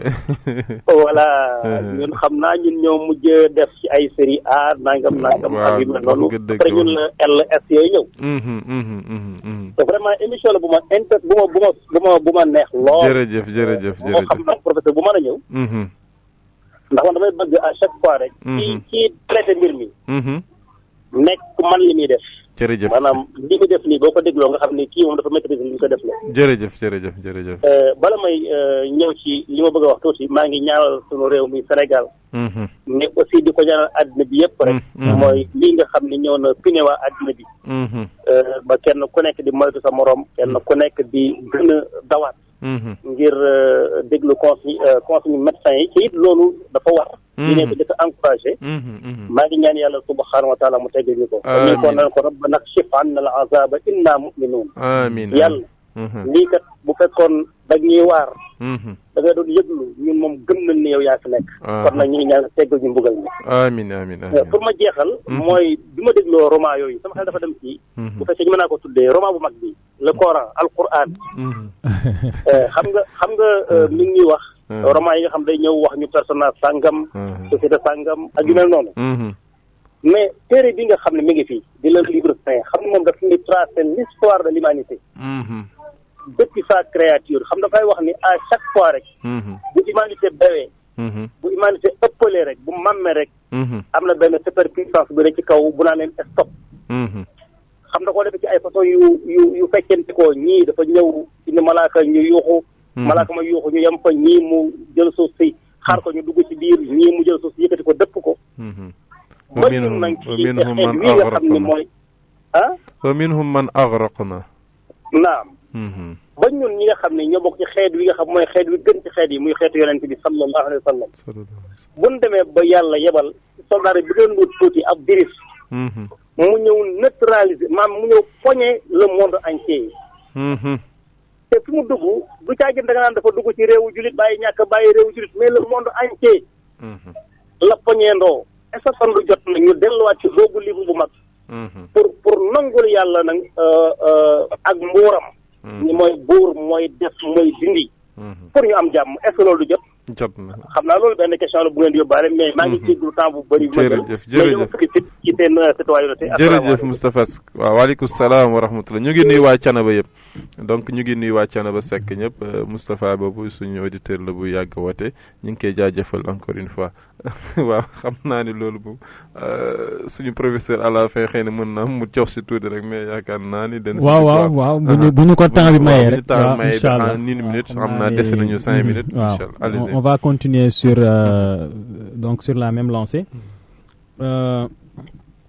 Maintenant, on était dans cette connaissance de l'homme à travers donc les personnages. Je disais que là aussi le roman de formation ou d'apprentissage peut servir également de référence pour montrer que le roman permet de mieux connaître l'homme.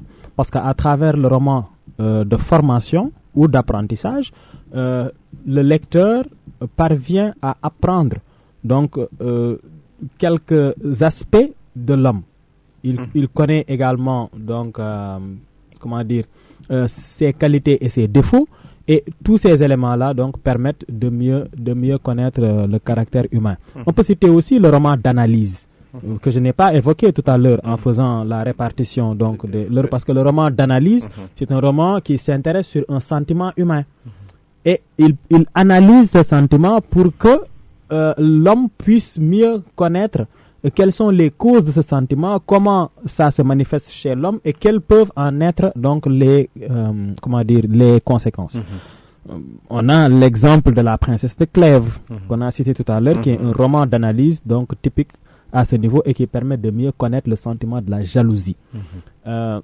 Après cela, nous avons le roman comme fonction de réflexion, comme réflexion et interrogation. C'est-à-dire que ici, il faut envisager le roman comme un moyen de s'interroger, de remettre en question les certitudes du lecteur. C'est-à-dire que tout ce qu'on avait considéré comme vrai, après la lecture d'un roman, le roman bouleverse ces certitudes. Il nous pousse à nous poser des questions sur les relations que nous entretenons avec ce qui nous entoure, avec la société, avec les normes, avec certaines pratiques, ainsi de suite.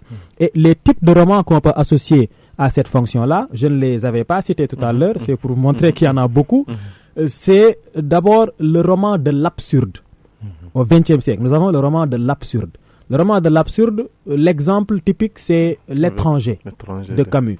Ce sont des romans qui montrent un peu l'absurdité du monde, montrer que le monde n'a pas de sens, que nous vivons les choses d'une manière routinière et sans fin, c'est-à-dire d'une manière interminable, un peu comme le mythe de Sisyphe.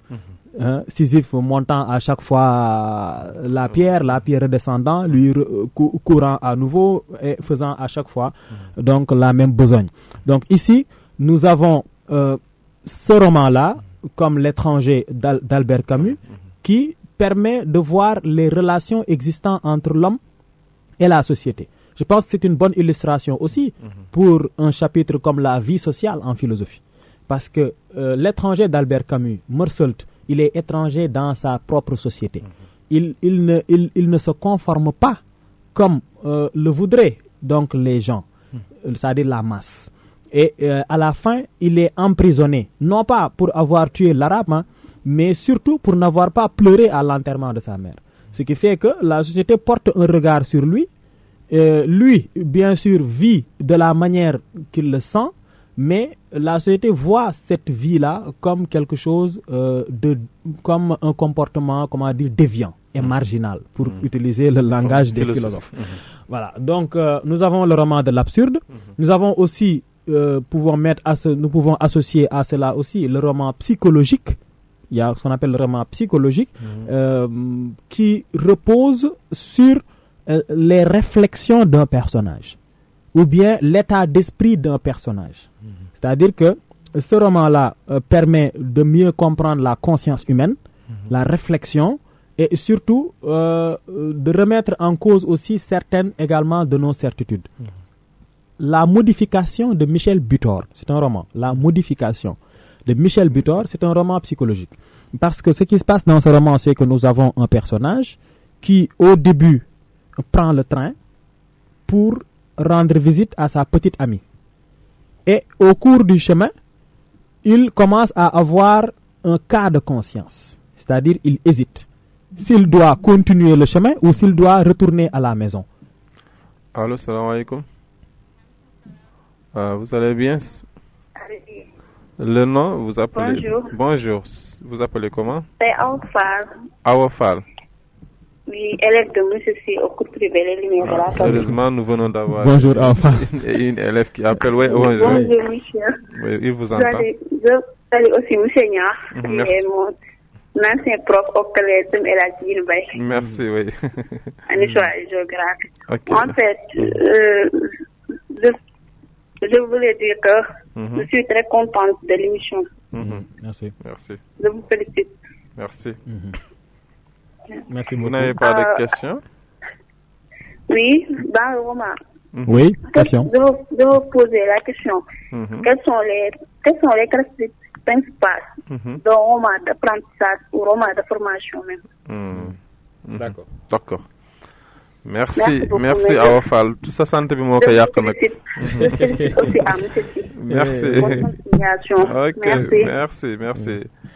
D'accord, donc peut-être nous reviendrons après sur ces caractéristiques. Je crois qu'on les avait déjà évoquées, mais on va y revenir puisque c'est une question d'un auditeur. Mais pour continuer sur ça, donc je disais que le roman psychologique, le personnage, tout le roman repose sur le cas de conscience du personnage. Il hésite s'il doit aller voir sa petite amie ou s'il doit retourner à la maison parce qu'il a un sentiment de culpabilité qui est en train de le ronger. Donc il va réfléchir sur ça, et c'est sa réflexion qui constitue le roman. Vous voyez. Et à la fin, lorsqu'il décide maintenant de rebrousser chemin pour aller revoir sa femme, c'est là que se termine donc le livre. Vous voyez. Donc là, nous avons un exemple d'un roman psychologique. Il y a d'autres types de romans comme les romans philosophiques qui peuvent aussi jouer le rôle de d'être des moyens de réflexion, sur le monde. Comme le dit Franz Kafka, un roman est une hache qui brise la mer gelée au fond de nous. Le roman doit être une hache qui brise la mer gelée au fond de nous. Cela veut dire qu'un roman ne doit pas laisser le lecteur intact. On ne peut pas lire un roman du début à la fin et ne ressentir aucun changement. C'est pourquoi il dit le roman est une hache. Il utilise la métaphore de la hache. Parce que aussi ça doit être un coup de poing. Ça doit être dur. Oui, ça doit être un coup de poing qui réveille notre conscience. Donc, quitte à ce que nous soyons blessés, mais l'essentiel, nous allons ressentir donc cet éveil. Et pour finir, parce que le temps nous est compté, nous avons aussi à la fin le roman comme expérimentation esthétique, c'est ça qui reste d'ailleurs. Là, nous pouvons voir que c'est une fonction qui privilégie la narration au détriment de l'histoire. C'est une fonction qui met en avant la manière de dire la chose. Et écarte un peu la chose elle-même. Et on peut l'associer au nouveau roman, on l'a cité tout à l'heure, on peut l'associer à l'Oulipo, exemple du roman de Georges Perec, écrit en lipogramme. Le lipogramme est une figure de style qui consiste à écrire un texte en omettant d'utiliser une lettre de l'alphabet. C'est ce que fait Georges Perec dans La Disparition. On peut l'associer également au roman tiroir. Les romans tiroirs étant des romans où on greffe plusieurs narrations, ou bien les romans reposant sur la mise en abîme, c'est-à-dire des romans où nous avons un personnage qui écrit un roman, et dans le personnage nous avons encore un autre personnage qui écrit un roman, et dans son roman un autre personnage écrit un roman, comme c'est le cas donc des faux monnayeurs d'André Gide. Voilà un peu une présentation donc des fonctions. Merci donc d'avoir présenté donc ces fonctions-là. Maintenant peut-être là on va rebondir sur la question de Mademoiselle Fall. Oui, rapidement en 30 secondes. Donc le roman de formation ou d'apprentissage se caractérise surtout par son caractère linéaire. Nous avons un personnage qui est innocent au début. Il y a une structure qui est conforme du roman au roman d'apprentissage et dont le modèle est les années d'apprentissage de Wilhelm Meister de Goethe. Mais ce modèle-là repose surtout sur l'enfance. On a l'enfance au début. Ensuite, il y a la sortie, du foyer du domicile paternel ou du foyer. Il y a les péripéties, le contact avec l'univers, la prise de conscience, enfin il y a la fin. Donc, en somme, c'est un roman qui raconte l'évolution d'un personnage. Le personnage, il est innocent au début. Quelquefois, il peut être jeune. Et au fil du roman, il grandit, il traverse des péripéties, il traverse des difficultés. Et ces difficultés-là vont impacter sur sa manière maintenant de réfléchir, de penser et de voir le monde. C'est là qu'on parle d'apprentissage. C'est là qu'on parle de formation. Merci. Merci donc, monsieur Si. Donc, je rappelle que nous étions en train de voir ce qu'on appelle le roman, donc avec monsieur Pape Moussa Si, donc qui est professeur de français au niveau du lycée de franco-arabe. Monsieur Si, vous terminez par quoi? Je vais terminer par des remerciements et aussi par des prières, parce que nous sommes dans un contexte assez lourd. Oui, assez difficile. Hein. J'ai failli ne pas venir parce oui, que moi-même, effectivement, oui. je suis confiné et je ne sors plus depuis un certain temps. Mais quand même, voilà, il nous faut nous atteler à certaines tâches. C'est aussi notre devoir de le faire. C'est un devoir patriotique, c'est un devoir également professionnel. Mais nous prions en tout cas que le bon Dieu nous aide vraiment à sortir de cette situation-là qui est en train de dégénérer, parce que on voit qu'il y a le couvre-feu, il commence à y avoir des conflits entre les hommes en tenue et la population, et finalement on est en train de perdre l'objectif. Est-ce qu'on est en train de se battre entre nous ou est-ce que nous nous battons contre le coronavirus? Donc c'est un autre problème. Il faudrait qu'on se ressaisisse, que les citoyens aussi soient disciplinés, qu'ils aient un comportement civique, parce que la loi elle est faite pour être appliquée, mais également que les hommes de loi soient un peu courtois dans leur manière de faire appliquer la loi, parce que nous sommes entre humains, nous ne sommes pas entre animaux. Donc il faut que les choses se fassent d'une manière rationnelle, d'une manière propre. Et donc que Dieu bénisse le Sénégal, qu'Allah nous assiste. Amin. Donc je pense que l'appel est entendu. Donc merci encore une fois. Donc vous étiez en train de suivre votre émission La Classe en direct, donc avec votre frère monsieur Amadou Nia, donc qui avait comme invité Pape Moussa Si, professeur de lettres au niveau du lycée franco-arabe. Donc demain nous allons avoir comme invité Seigneur Gay, donc qui va nous faire un cours d'espagnol. Merci, donc je vous donne rendez-vous demain à 11h. Combien de frères sont loin de leur famille, combien de sœurs se noient dans leur chagrin. Allah, pardonne-nous pour tous nos oublis, car non, vraiment nous ne sommes pas à plaindre. Allah, Allah, wa Rasoul Allah, Allah, Allah, wa Habib Allah. Allah, Allah, nous implorons ton aide, car sans ton aide nous sommes tous égarés. Allah, Allah, apprends-nous.